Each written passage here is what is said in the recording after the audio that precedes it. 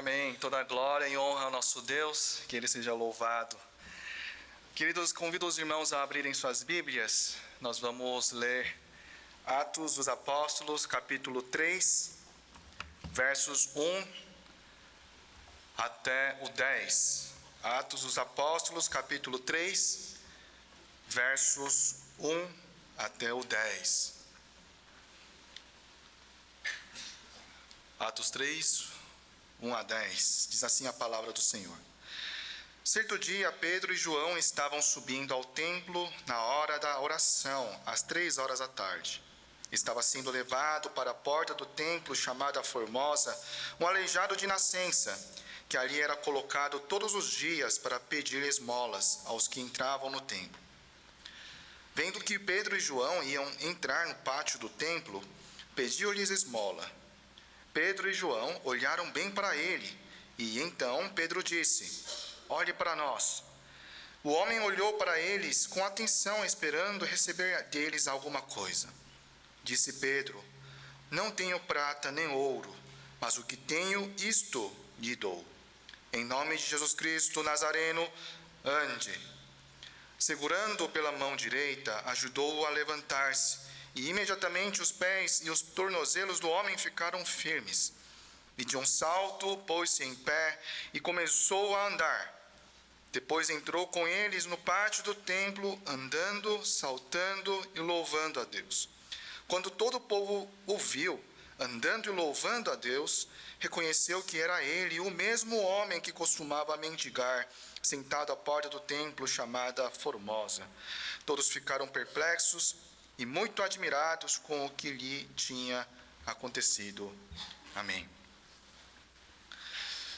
Queridos, por acaso conhecem Nick Vujicic? Nome difícil. A pronúncia é essa mesma, Nick Vujicic. O Nick, ele nasceu sem braços e pernas.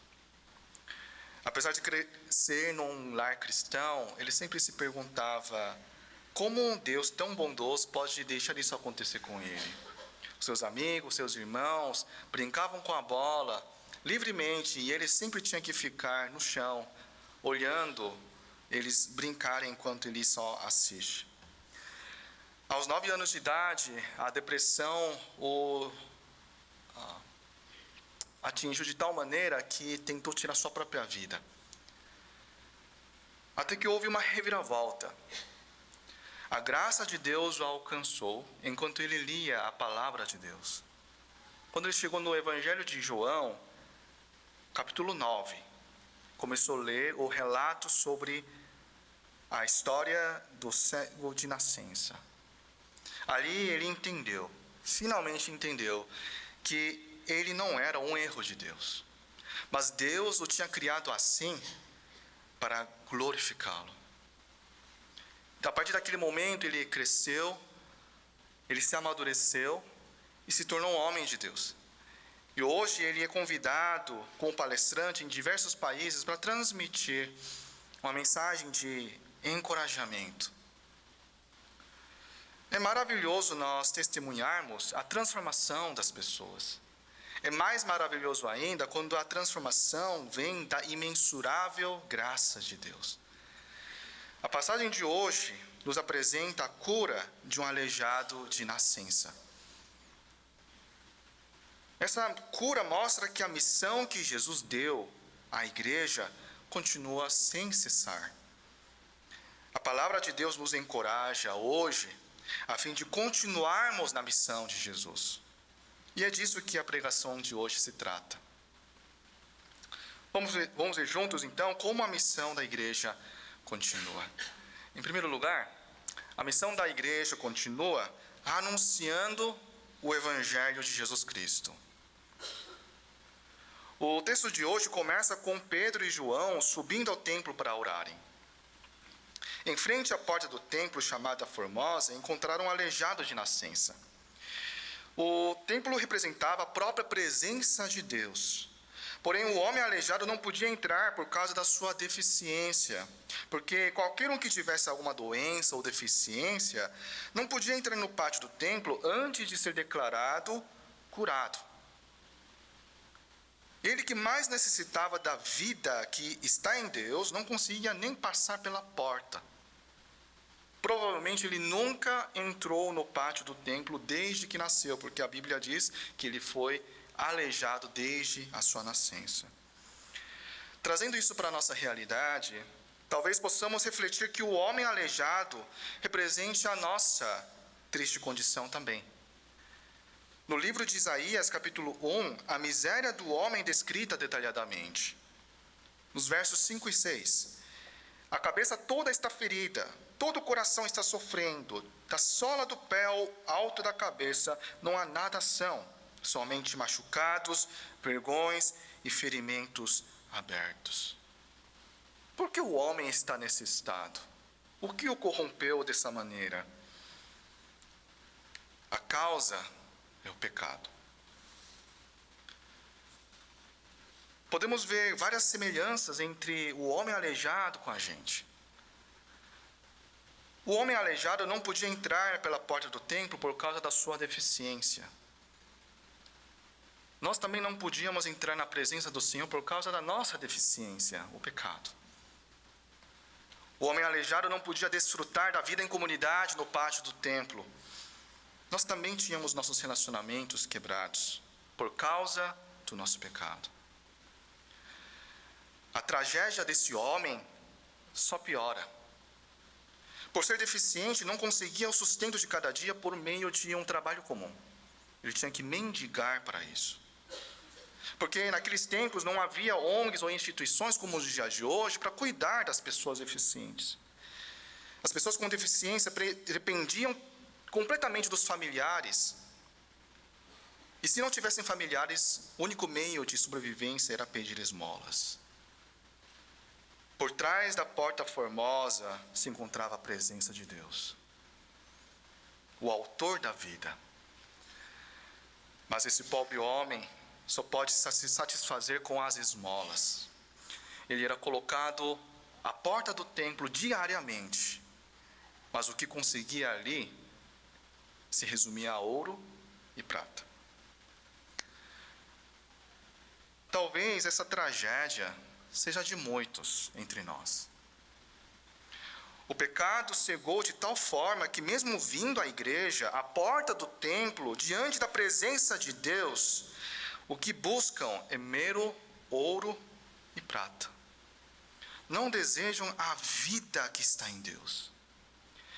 Querem ser satisfeitos por coisas passageiras que esse mundo promete, mas no fim só tem morte e perdição. Por quê? Porque o coração foi corrompido completamente pelo pecado. E a única forma do pecador entrar na presença de Deus é sendo curado do seu pecado.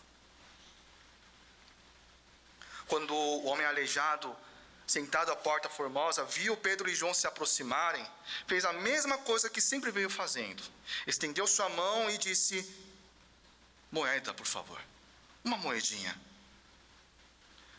Mas o que Pedro e João tinham a oferecer a esse homem era infinitamente mais valioso do que ouro e prata. No verso 6 diz: disse Pedro, não tenho prata nem ouro, mas o que tenho, isto lhe dou. Em nome de Jesus Cristo Nazareno, ande. As boas novas que há no nome de Jesus foi anunciado ao aleijado. O nome representa tudo o que a pessoa é. Por isso, quando Pedro anunciou o nome de Jesus a esse homem aleijado, ele estava anunciando ao mesmo tempo toda a obra da redenção de Jesus, o poder da ressurreição e a esperança da vida eterna que há somente no nome de Jesus. Então, depois de quase 40 anos vivendo como aleijado, ele foi curado perfeitamente. E a cura veio a esse homem nas suas 3 esferas de vida. A cura, ela foi física. Suas pernas foram restauradas. A cura foi espiritual. Ele finalmente entrou no pátio do templo, ou seja, o seu relacionamento com Deus foi restaurado. E a cura foi relacional. O aleijado agora pode entrar no pátio e desfrutar da vida em comunidade, em comunhão com o povo de Deus. A mesma cura que há no nome de Jesus chegou até nós também, queridos. Fomos redimidos pelo sacrifício de Jesus na cruz. Hoje o nosso relacionamento com Deus foi restaurado. E a nossa relação com o próximo também foi transformado. Queridos, a missão da igreja continua anunciando o Evangelho de Jesus Cristo. Porque Deus continua alcançando os que se perderam do seu rebanho. O que essa geração precisa, o que esse mundo precisa, não é ouro, não é prata. O que os nossos filhos precisam não é smartphone de última geração. O que nossos cônjuges precisam não é de roupas, não é de carros, não é de casas, não é conforto. Precisam do Evangelho. Os nossos cônjuges, nossos filhos e nós mesmos precisamos ouvir o Evangelho diariamente. Porque somente a graça de Deus tem o poder para restaurar a nossa vida verdadeiramente. Em segundo lugar, a missão da igreja continua exaltando o nome do Senhor Jesus. Nesse primeiro ponto nós vimos que a graça de Deus nos salvou do pecado. Agora, nesse ponto que nós veremos agora, vamos refletir para que fomos salvos. Qual é a direção da salvação que Deus nos dá? O texto de hoje representa bem a progressão da salvação. O aleijado sempre esteve do lado de fora do templo. Agora, depois de ser curado, ele foi diretamente para dentro do pátio. Ali, ele louvou a Deus, exaltando Jesus como Senhor e Salvador. Fazendo uma analogia com a nossa salvação, nós também estávamos separados de Deus. E pela obra de Jesus na cruz, fomos transformados radicalmente.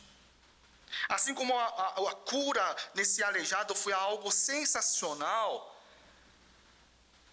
a transformação que Deus nos dá, pela graça de Jesus, é maravilhosa, é excepcional. A Bíblia usa a expressão nova criação. E a nossa transformação também é para o louvor do nosso Deus. E testemunha para os que nos veem. Agora, por que o homem aleijado louvar a Deus é importante no texto de hoje? Porque isso nos aponta para o verdadeiro propósito da nossa vida. Por que existimos? Por que vivemos?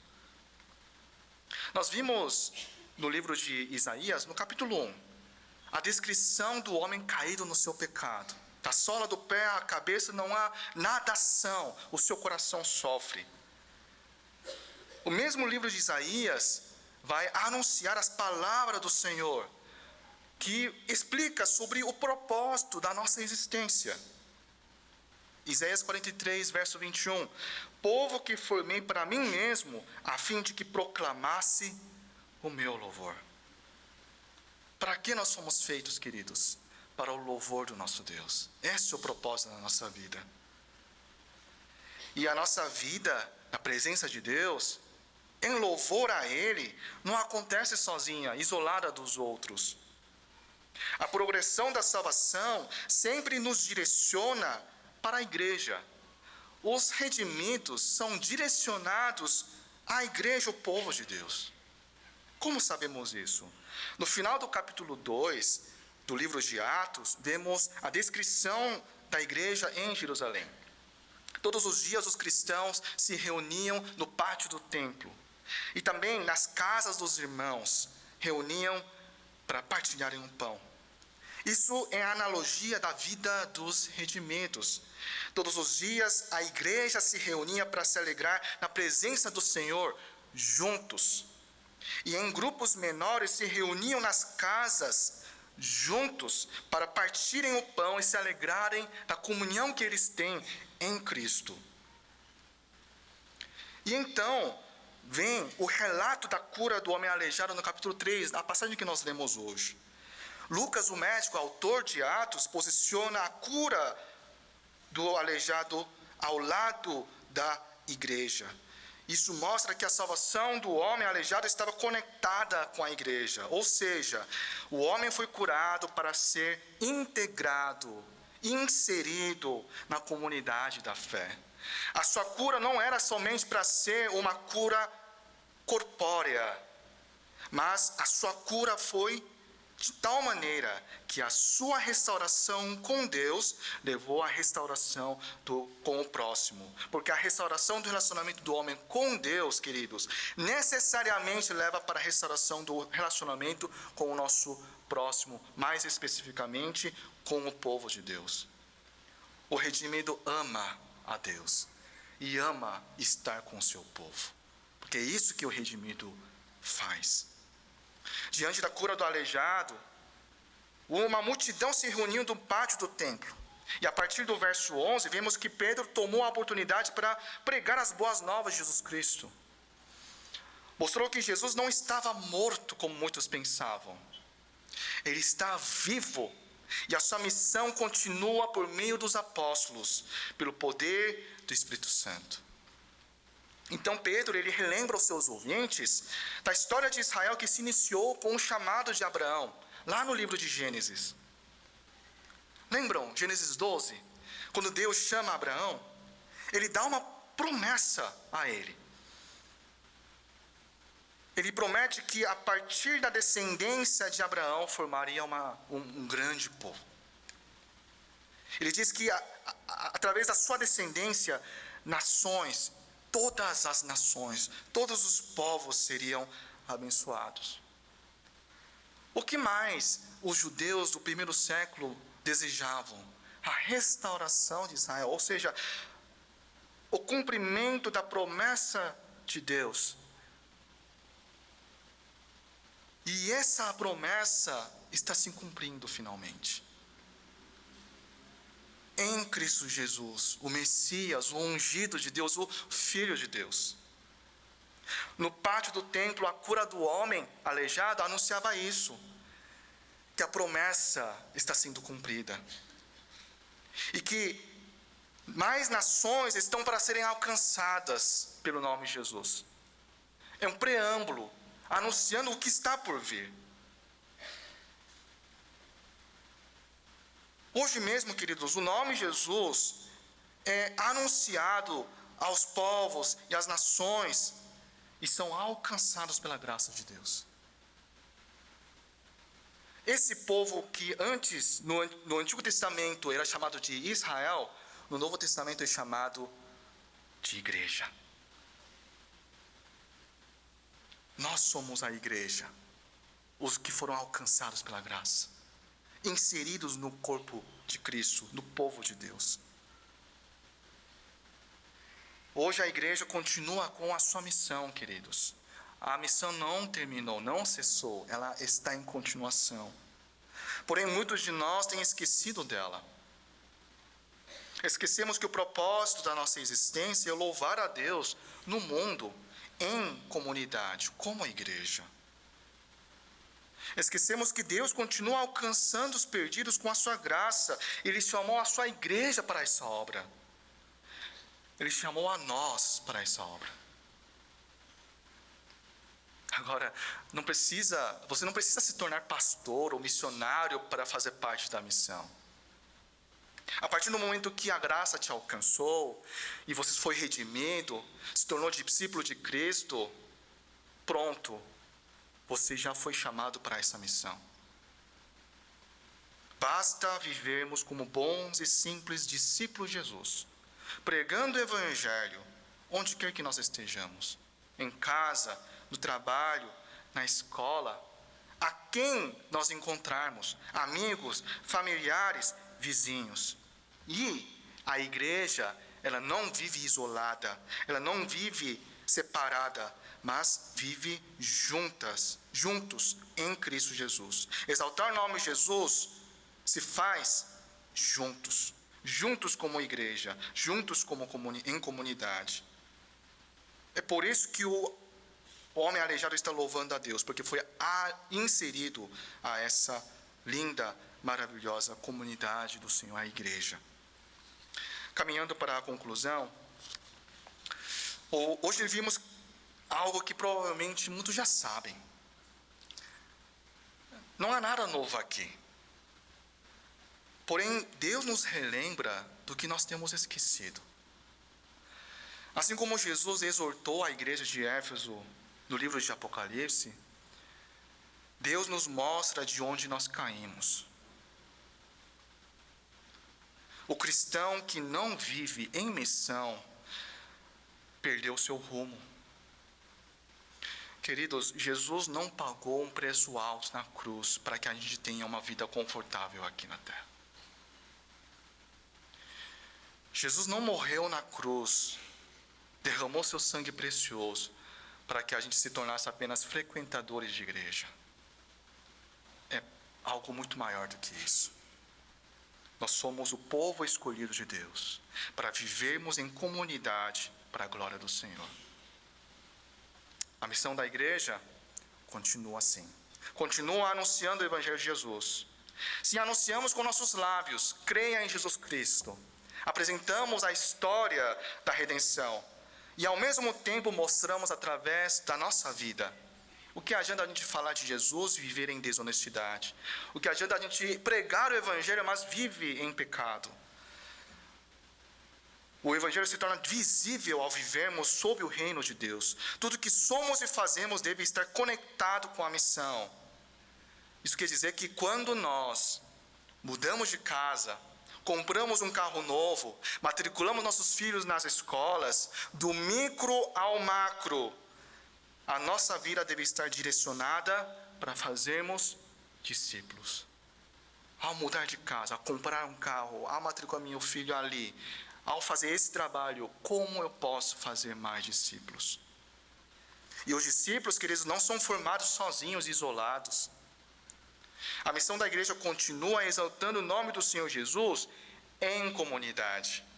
Deus projetou a igreja para seu louvor. A salvação em Jesus direciona os redimidos para isso aqui, para a igreja.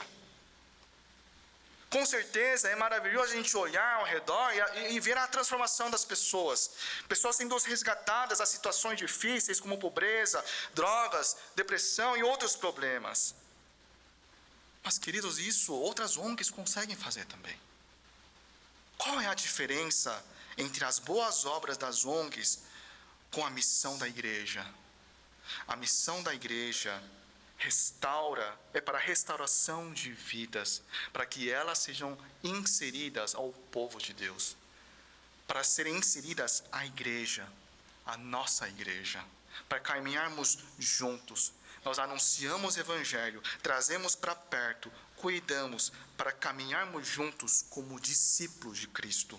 Nós compartilhamos a mesma mesa, nós exortamos uns aos outros para que a união continue na amada igreja, exatamente como Jesus projetou a sua própria igreja. Queridos, a missão da igreja está continuando. Sabiam disso? Como o pastor Elias muito bem colocou na abertura do culto de hoje, Deus, Ele mostra a sua redenção a nós. Ele lança uma pergunta a cada um de nós: a quem enviarei? Quem irá por nós? Quem anunciará o Evangelho? Quem trará mais redimidos para dentro do meu povo? Qual deve ser nossa resposta, queridos? Gostaria de convidar os irmãos a orar nesse momento. Vamos orar entregando a nossa vida a Deus, para glorificá-lo em tudo que nós fizermos. Nosso trabalho, nossas finanças, nosso casamento, que tudo seja direcionado para a glória de Deus. Ore também, entregando a sua vida à missão de Deus. É para isso que nós somos redimidos. Que todas as áreas da nossa vida sejam direcionadas para fazermos discípulos de Jesus, para a honra e glória do nosso bom Jesus. Oremos.